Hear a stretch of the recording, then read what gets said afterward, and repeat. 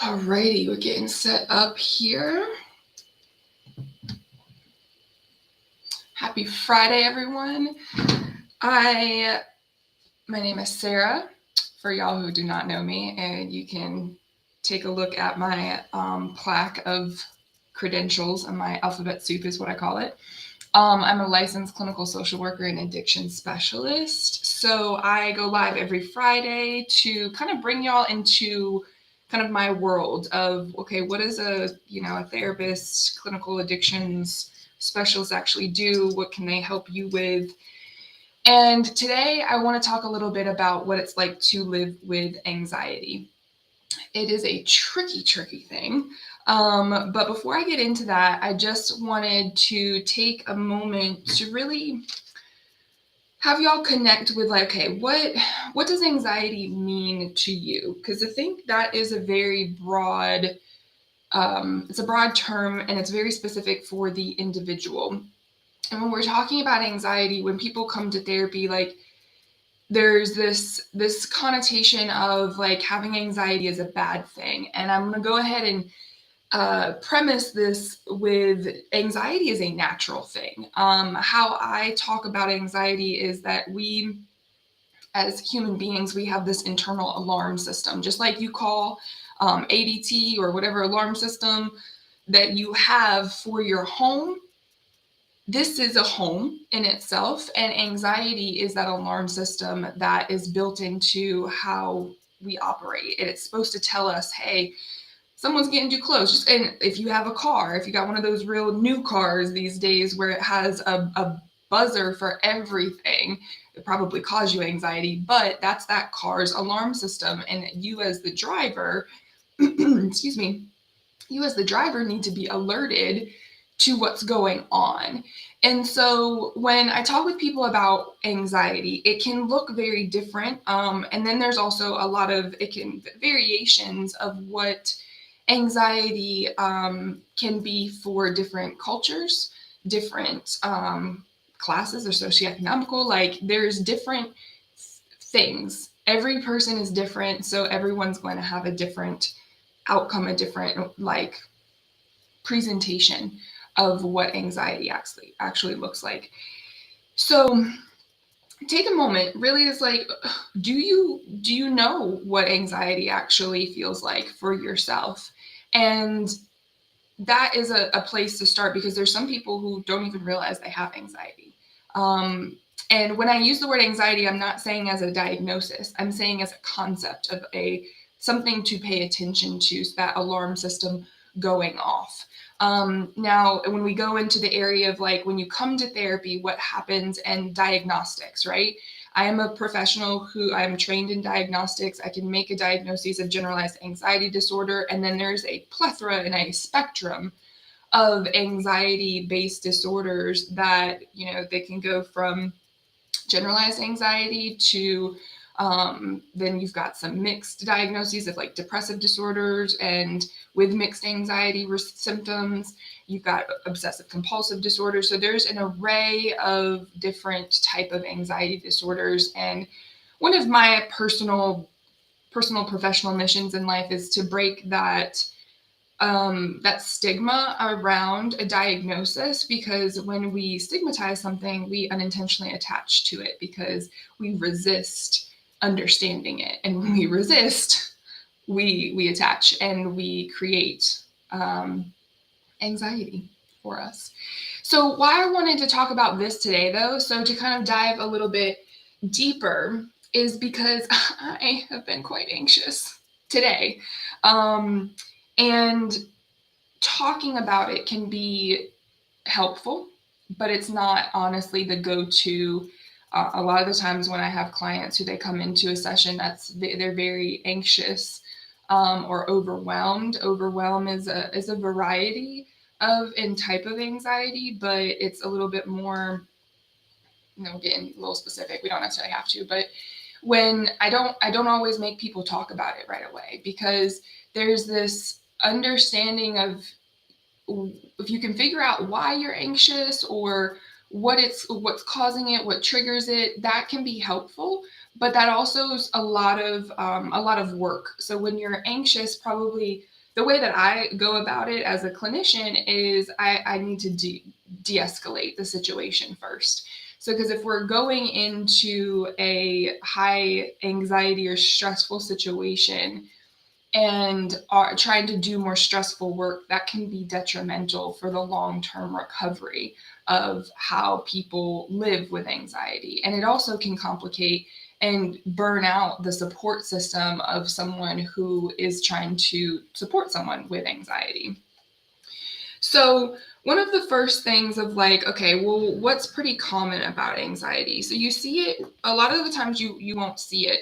But I do look at people's behaviors first. So that's part of like, my training is I identify myself as more of a behaviorist, and I take a look at people's patterns that get put in place because of all of the long-term exposure to stress, sometimes other people's stress, and that develops an anxiety in an individual and ultimately influences behaviors that are telltale signs of how they cope and self-soothe.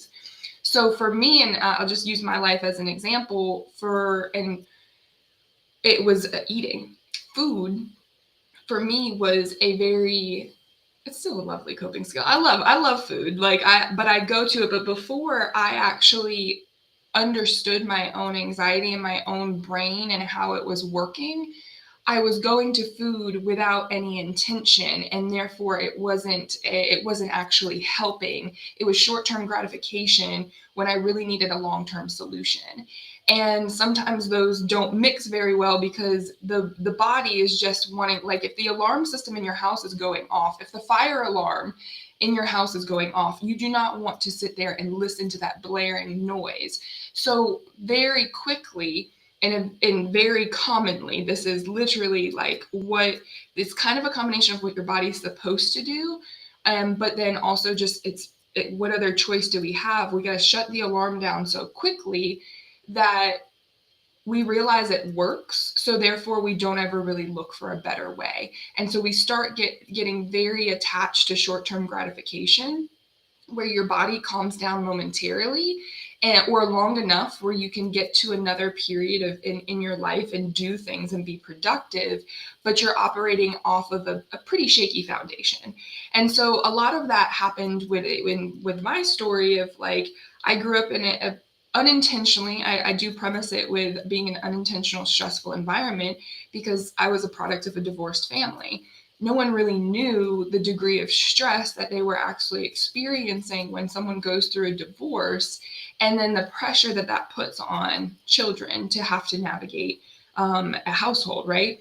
So I became, at a very young age, pretty anxious, as did my brother. My brother was exposed to that. I'm not going to tell his story, but for my story, like mine turned into more of an internalized anxiety. So I'm real good at making sure y'all know nothing about my anxiety, which is why I'm sitting here on talking about it on a live stream of, like this is very common for people to do. I don't know. And I do talk a lot in generalizations because I know there are a lot of people who have not ever had the opportunity to really open up and talk about like, oh yeah, I actually have anxiety, or I feel anxious more times than I feel less anxious. And we're all going through this change and this stressful time right now, especially just in the last 3 years with post-COVID. But we're not actually really understanding that, the mental health world is there for us to learn how to not feel that way long term. And it's not supposed to be that stressful. So went on a little bit of a tangent there, but what and how anxiety presents, what does it actually look like? So on the inside, the things that you're not going to see, right? So I could sit here and I could have a smile on my face. I could be really bubbly. I could be, talking all this, all that, but so you've got body and physiological responses to anxiety, and then you also have thought or emotion-based responses to anxiety, and those are the hardest ones to see internally. So things like intrusive thoughts, rumination is a big one. So rumination being like you're going over and over and over again of your thought process. So how that sometimes presents, note on the sometimes presents for people outside looking in, is you could see people daydreaming. You could see people kind of gaze off into the distance, and they're just kind of like on autopilot.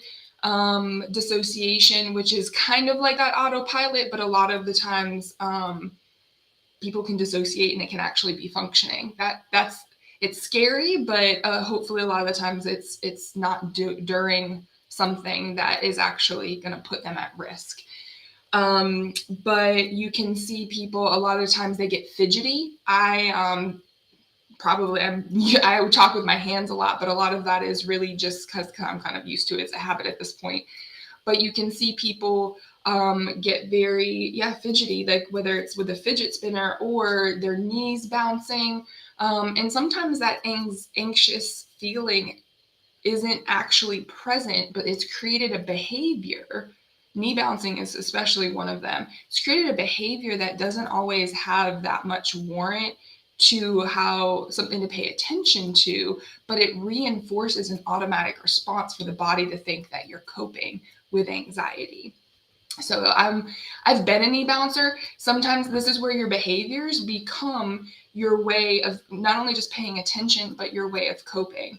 So you can actually ground yourself by addressing that behavior. So if you're a knee bouncer, for example, and you can place your hand, you can't see this, but you can place your hands gently on your leg to just try to slow that process down. You can ground yourself by matching, almost like matching your energy. I don't know if y'all go into a room, it's like, yo, I'm gonna match this person's energy. I match energy. Matching your own energy and of what you want and how you want to calm down and how you cope.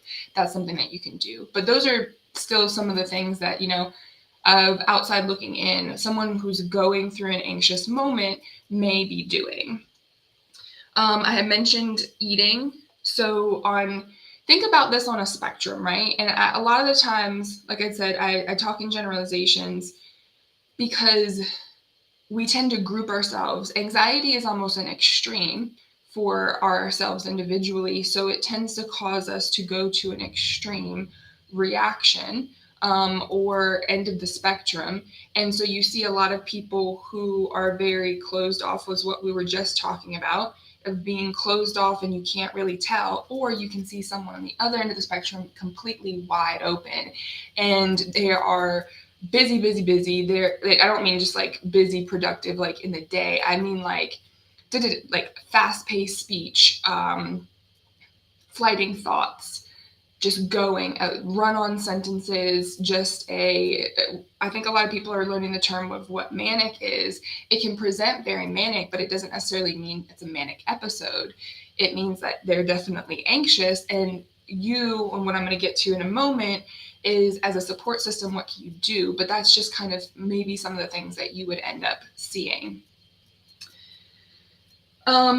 So one of the other things, so what is also common with why a person's anxious or what is causing the anxiety?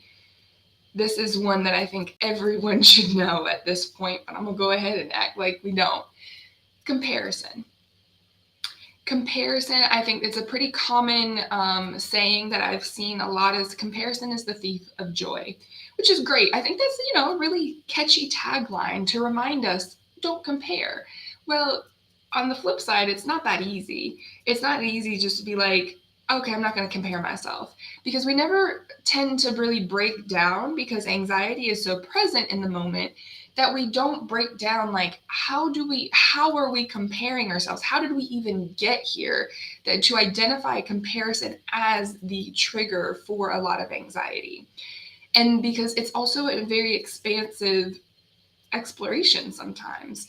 And this is where, as a therapist, a lot of my role comes in, is I am that explorer. I do the exploration. That's what I meant. I do the exploration with, and then I use a lot of the insight of, what I've learned from, whether it's clinically in a lot of trainings or with just my work with other people, because we're all actually very similar we all have that alarm system. Now, everyone's alarm system goes off for different reasons, but a lot of the times they're very similar reasons. And I can tell you, comparison is one of the most common reasons people's alarm system starts to go off. And why people start comparing ourselves is because this is how I explain it to my clients is we're literally made, biologically made, to look outward at other people, at other things. And the way that we interpret information happens inwardly. So we're programmed not only just in like from a systemic biological, physiological construction, we're constructed backwards. We're constructed to look at the things externally and all the triggers externally or all of the things externally to base and to make judgments about our safety on the inside. We don't have the natural, or at least we're not built. This is where it has to become a skill and where therapy can help, is that we have to go to the next step of like, we need to turn something around for ourselves. We need to give ourselves some perspective. We have to find another point of view, because if we do not do that, we're missing the biggest component of what it takes to feel better, which is inside us. It's not outside. So that's where I tell people when we're talking about comparison, try not to simplify it too much, because it's really not that simple. There are so many comparisons that are actually made, and that's just me sitting in this chair. I'm looking at myself, on the live screen, and I'm comparing I'm not really, I'm just talking about it right now, but I'm programmed to see me and a mirror of me. And to be honest with you, that's probably could be my anxiety, is because I become so self-analytical of if I see something that I don't like, just ask my assistant. I have to premise it with like, yo, this is not you. I'm feeling this way today. Don't take this energy on, because sometimes like when you live with anxiety, it's not that easy to just not be anxious, especially if comparison's involved. And I know for my story, and like I opened this live up today with, I've actually been very anxious today. There's a couple of different factors that I've already identified throughout the day, and one of them was comparison. I remember waking up, and this is partly why I tell y'all all successful people don't get on social media within the first like 30 minutes to an hour minimum when you wake up, is because we are in a sea of comparison. As soon as you open up that portal, that app into social media, we're at the will of comparison, because all we're seeing is other people's stuff. And I saw a couple posts this morning. Of course I did it. I opened up social media, and so it happened.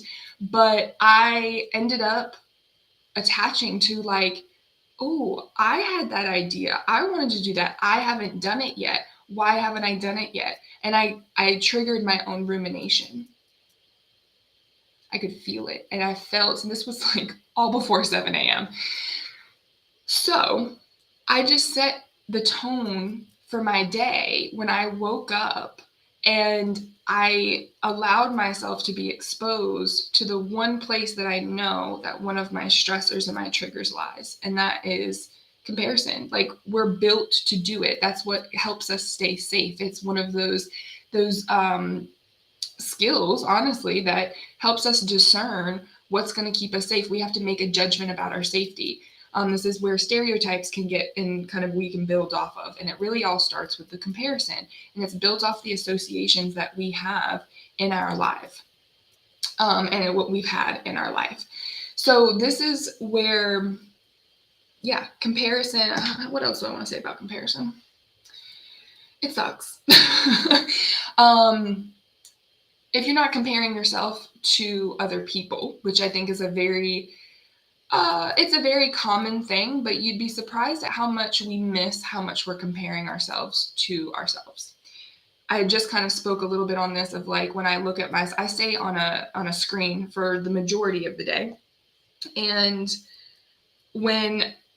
this was a really common thing when COVID hit, and we're on a 3-year anniversary of COVID. And one of the things that took a lot of people by surprise was how fatigued they were getting, not only just by being on a screen, but how that kind of distorted their perception of themselves.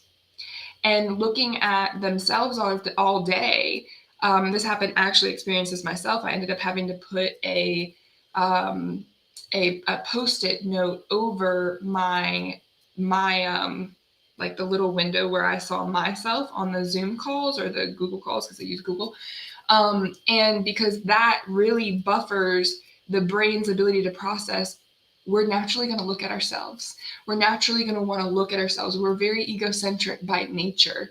And when we look at ourselves so much, that comparison is just an automatic like product, a byproduct of how our brain is functioning. We're evaluating, we're actually most people are pretty observant. It's a matter of like what we get distracted by over periods of time, that we really get caught up in how we're perceiving things, and then we attach to those in the moment perceptions, and we never actually challenge them. And this is where, again, therapy can come in, is where I challenge those, and I really am like, I kind of compare it to a game of Jenga. Like if you guys have ever played Jenga, you kind of go around and you tap, you look for like the loosest block in the Jenga tower because you don't want to cause too much disruption. And when you go around and you tap around at little things, you see and you get a sense of like, okay, what is actually it's not based in something that's strong. It's not confined and held in a pressured state and held in place. And so therefore the risk to kind of tap at it and get it out of the tower is a lot lower risk than going for some of the ones that are holding a lot of the weight of the whole tower and you lose the game. I hope you followed with that comparison there, or that metaphor. And you tap around, and one of the things that I tell clients is that a lot of our anxieties are really not based in a whole lot, but they feel like every alarm system, it goes off on the same volume, right? It's just telling you there's something there. And when we don't challenge that, we tend to lose we lose opportunity to gain insight as like, oh, that's really not that, it's not based in something, it's not very deeply rooted, honestly, at all. A lot of anxiety is rooted in the unknown. I will tell you that. That's where you're kind of heading towards with how do you become okay with the unknown. And so that's a bigger beast. You might want to take that kind of in stride there. But that's just, kind of like, what does it look like? Comparison. If you ever hear someone actively comparing themselves to someone, more than likely they're going to start to feel anxious about it at some point in time. So kind of what it looks like. So what do you do? As a person, right? I live with anxiety a lot. Like it comes and goes with ebbs and flows. And what is it that I do? So if you've watched any of my other lives, I have told y'all about these cards, the affirmation cards. I started using these. I got them. Actually, one of my friends told me that her therapist told her about them, and I started using them not only just in my journey, but with my clients actually as well. And it's become a great activity. And so when I was anxious earlier, I had 30 minutes before this live, and I was like, yo, I'm going to go on this live like super anxious. I haven't even prepared for this live. So I hadn't even gotten to a point where it's like I had prepared in my mind, but I hadn't actually written it out. And when we get to a point of just getting stuck in our heads, because that's what anxiety does, it gets us stuck in that cycle, that rumination, and we constantly look for the answer in here. And very rarely do we realize the answers in some ways can be outside of us in a good way, in a healthy way. There's a big difference between these cards being outside of yourself in a healthy way versus like using a coping skill like drugs outside of yourself in an unhealthy way. And I only put the term healthy versus unhealthy there is because you're looking at the degree of consequence in the long run. You're looking at like how many problems does this particular coping skill make? Because not all drugs are bad, and it's how we use them. And we're not realizing that they can have that long-term effect and consequence physically, socially, stuff like that. So when I was anxious, kind of coming back to these cards, right? So when I was anxious earlier, I pulled this card, personal growth. And I pulled this card last week, actually, because I do these on TikTok just as kind of a way of like putting myself out there. And I kind of got like low-key irritated at it. I was like, personal growth. And because I started comparing the fact that I'd pulled this card just recently, I think it was last Friday, and I was not feeling the same way I was last week and today when I got this card. So I started out irritated because when I challenged myself and the anxiety that I was feeling, I ruffled my own feathers. And I compared because I was like, personal growth, like, okay, I know I'm growing. And then it hit me. I was like, oh, I'm growing. Personal growth is freaking hard, y'all. It's hard work. It is, or there's a reason that not a lot of people take the time, put the energy forth to do the internal work. So if you're doing this work, power to you, because it's not always fun. It literally is being intentionally anxious sometimes. It is sitting with the discomfort of knowing that you may not have a solution. You may have some skills. It is about letting time resettle and reestablish itself and getting grounded in the moment. That's the regulation process. So how you can also regulate is the breathing technique. If you watch my other lives, actually I also have it here. You don't have to use a Kamago, but this has been a great, I actually didn't use this today, but this was a great coping skill because it activates your senses. If you want, I also have a code for this too. I think it's the right size, but you can check it out in my link in bio. But it has smell activation. This one, I still haven't changed it to the lavender yet. It will help you breathe. And when I say help you breathe, more of like pay attention to your breathing. If you can hear it, it has sound, so it activates the auditory sense. What else is it? Tactile, so like touch it helps with, and then visual, if you can hold it looking down, it will activate with these lights as well. So I'm not going to do a demonstration, but you can go check out one of my other lives. But that's where you need regulation before you start diving deep into like what caused anxiety. You want to regulate. You want to de-escalate the central nervous system. You want to turn the alarm system down or off completely as much as possible. And before you kind of go trying to muck through all the like, well, what made you anxious? Because that sometimes your brain, when activated, it gets hijacked by that emotion that you're feeling, by that feeling. And you can go, I won't tell you all to Google something, but if you really want to see all the brain scans, I can send you some, because if you are experiencing a stress response, your brain is activated in certain places where your decision making and your critical thinking and your I already said decision making. What I was going to say, rationale, your ability to actually remember things is shut down. All hands on deck to this crisis right there, and the crisis may not even be literally in front of you. It may be in here.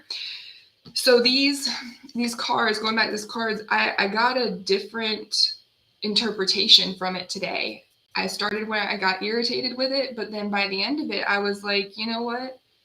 I just needed the validation of like, what I'm doing is completely based in the unknown. I'm learning as I go. I know nothing about how to, well, not nothing, but I'm, what I don't know.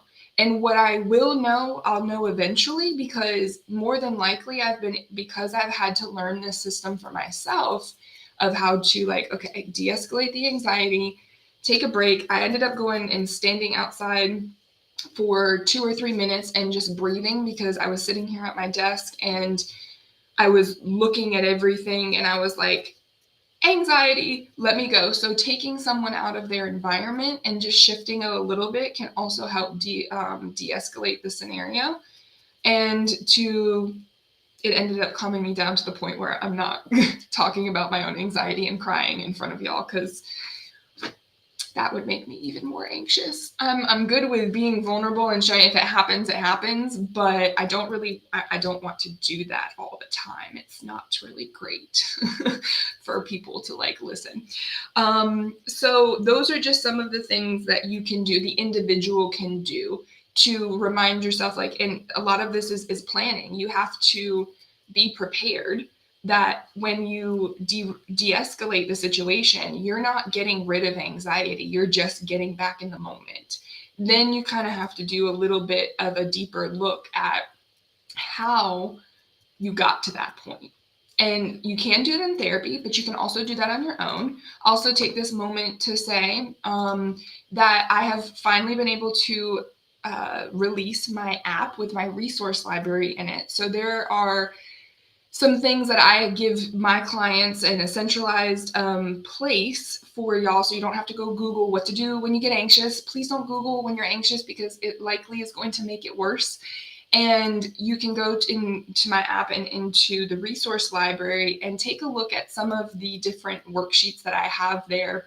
And because they usually come down to, we got to figure out what our triggers are. So if you're starting like hella fresh and you don't know much about anxiety, you don't know much about your stressors, these will help you get started on the process of being able to figure out, okay, what are the patterns? What are the common themes into what makes you anxious?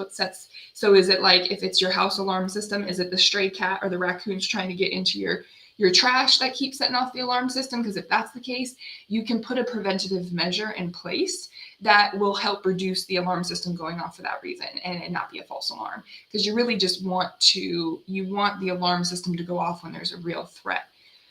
So, but the last point I really want to make here is your support system, because support systems are vital. For me as a therapist, I'm constantly trying to assess, where are my clients' supports? Where are their, not only just in their individual, like they have their own strengths that they support themselves, but where are the other people? How do the other people respond? Because sometimes the other people in our life can be the actual trigger. So we may be really used to going and calling our moms and or calling just your parents in general. And we love our parents. You have this open, like, healthy relationship with your parent. But sometimes if you're anxious and they don't know that they're not saying the right things or doing the right things to help you with anxiety, you're not really getting anywhere. You're not actually helping the situation. So I wanted to give y'all a couple of things as to if you are a support person for someone who has anxiety, what can you do? So what's the word? Dual use between an individual and their support system. It's one of my favorites because it's kind of simplified. It's an acronym. It stands for HALT. Like halt, stop, halt. Hungry, angry, lonely, tired. So I learned this is a common acronym in the addiction recovery community. And I use it often with my mental health only clients, because a lot of the times anxiety happens because long-term we haven't been taking care of ourselves, which means in the moment we have needs that have gone unaddressed. So HALT brings a very simplified version of, those are usually the 4 states of being that are unaddressed when we're experiencing a moment of not feeling like we're in control, like when we're anxious. So HALT, hungry, it now simplifies what you can do and how you move forward and can regulate. I said hungry and my stomach growled. I was like, maybe that's why I'm anxious. I did eat today, but I also, you got to take a look at what you ate yesterday sometimes. I don't eat a lot of pizza. I've literally, because my body doesn't respond well to gluten much anymore. I can still eat it, but there's consequences. That may be a component of why I'm anxious today, or more on edge. It was mostly comparison, but something to consider.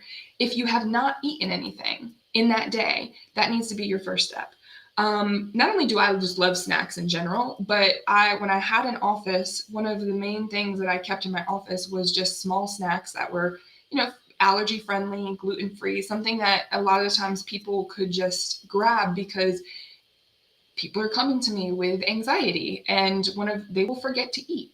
I forget to eat all the time. So hunger can be, and I'm going to couple this with hydration. If you've not drank water, drink a couple sips of water. You don't want to gulp it down because then you're actually like bringing too much oxygen into your body, but just taking small sips. I'm also taking this moment just to get like wet my whistle there. Taking small sips will help your body stay attuned to what you're putting into it.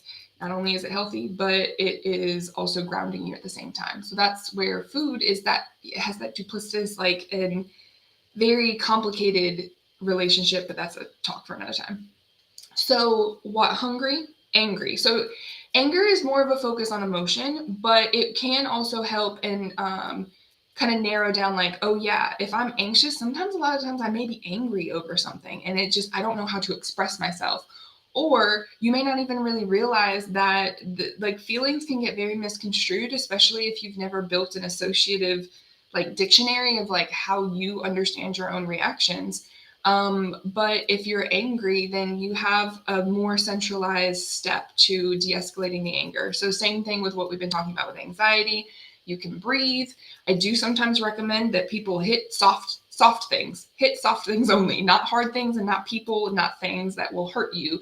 You want to reduce the amount of consequence that when you're having a big emotion like anger or a big emotion like anxiety or fear, a lot of times anxiety is built out of fear, that you want to be able to express it, but you don't want to pass it on to anyone else.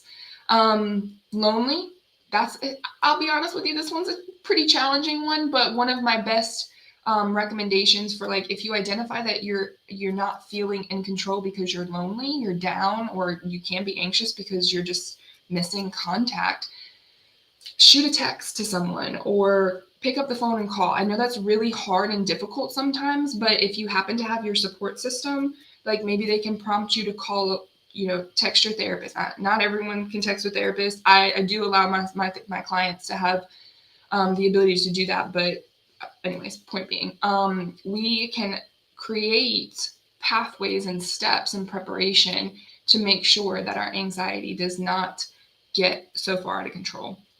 Now, the last one is tired. You are likely to feel more anxious and out of control if you have not gotten enough sleep. If you have sleeping problems, definitely let me know, because I actually have a sleep challenge for you that can help reduce the amount of anxiety over time, because we are focused on how do you secure that sleep. Sleep is vital. So if you struggle and you live with anxiety and sleep's an issue, definitely check out my app or hit me at my website and shoot me an email so I can get you that sleep challenge, because it is imperative that your body is resting, because it is a matter of anxiety is energy consuming. So if you're not able to recharge to the point where you can feel stable, then you're going to be going into life and passing people all this energy that's not theirs. And it's going to be very difficult for them to figure that out. And unfortunately, it does result in people getting frustrated, overwhelmed, because that's what happens. And then we're just like passing a whole bunch of anxiety along to everyone, and that doesn't feel good. So that is HALT. Hopefully that can help. A lot of the times people get through the food and the water one. I can't tell you how many, some of it, they're like, yeah, I've eaten today, I've drank water, I do that all the time. But I can tell you, if you're living with anxiety and you're new to this, the hunger one, most people are like, oh yeah, I need to eat something. And then getting to the angry, lonely, tired will take some practice, but it's practice works if you work it. So for the support system people, one of the biggest mistakes that I see people do, and it's a mistake not intentionally.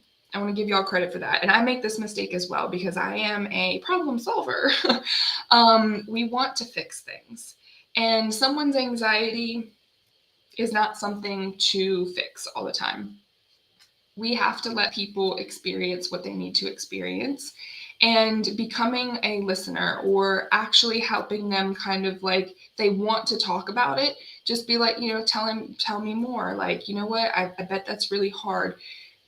This is something that may take a little bit of practice, but you can do it. You can do it while you're driving. You can just talk out loud to yourself of being like, if you have someone in your life that struggles with anxiety, you're eventually going to struggle with their anxiety as well. And practicing more affirmative statements that have really no focus on the solution or the outcome can be really helpful for just your own peace. And just being like, you know what, I know that's really tough. Just reminding them to breathe. You can prompt the halt as well. That does have a little bit more of a solution-focused presentation, but it also could help them actually de-escalate. So, and just really being mindful about, like I said earlier, not fixing everything. Not everything has to be fixed, but you don't, what did I say here? You don't have to do all the time.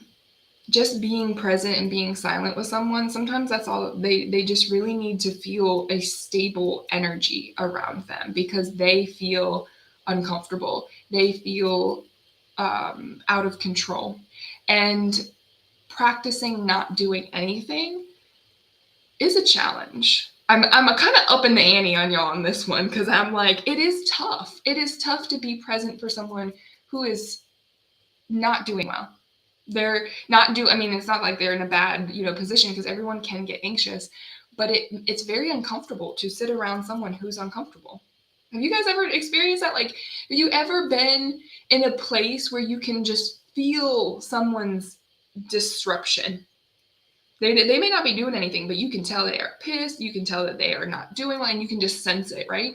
So to do that with intention as a support system, you do have to be prepared a little bit. You do have to be able to withstand knowing that that is not your anxiety to deal with, so you do not get triggered to go try and fix it. And that right there, I feel like is probably, it takes the most practice, but it has the biggest payoff. And then asking questions like, is there anything that you can think that I can help you with? I emphasize the think there because the thing about anxiety is that when we live with anxiety, we're constantly thinking and feeling an anxiety. De-escalation, excuse me, I can't even say my own word. De-escalation can help bring down the feeling and the response to feeling, but it's not activating thinking because remember, we turned that off. We don't want to bring someone into the world of actively thinking and feeling at the same time. So when you if you've already de-escalated the situation, then you can prompt the like, what do you think could help in the next 5 minutes? What do you think? And then you activate their critical thinking in terms of how they want to cope. What do they know that works for them? And so that's when you're dealing with someone who lives with anxiety, it's a partnership. I mean, it's usually I often see this in relationships, marriages, all that, but it can be done with friends. And you have friends that you can call, which is great. But sometimes as friends, we need to know, and we need to ask those questions about our friends. We need to ask, hey, if you're ever in a tough spot, like, what do you think I could do to help you? Make it personalized. We all want a personalized experience, right? Like if we go out, we go pay for dinner, we want someone to make our food fresh, right? We want it to be a personalized experience. So why are we not carrying over that concept into our relationships? It's a rhetorical question, but why do we not prepare? Like if we look at the menu, I don't know if y'all look at the menu before you go places, but you're preparing for this experience that you want. Anxiety and living with an anxiety at this point is, unfortunately, I hate to say this, but a common experience. It is a human experience.